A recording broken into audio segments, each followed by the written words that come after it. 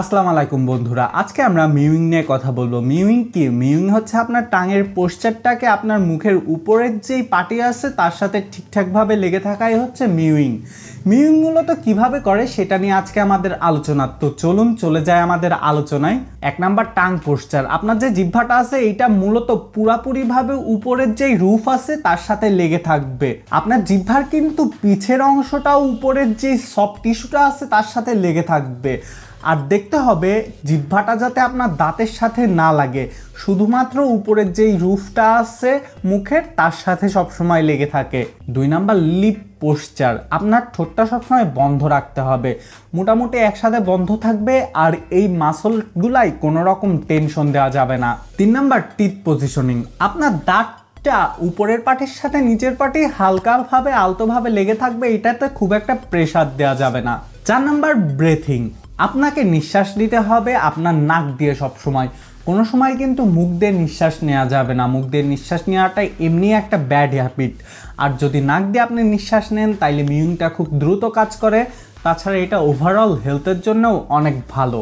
5 number posture. আপনার যে মাথাটা আছে এটা সবসময় স্ট্রেট সোজা রাখার চেষ্টা করবেন। এটা সামনেও বেশি নেওয়া যাবে না, পিছেও বেশি নেওয়া যাবে না মিউইংয়ের সময়।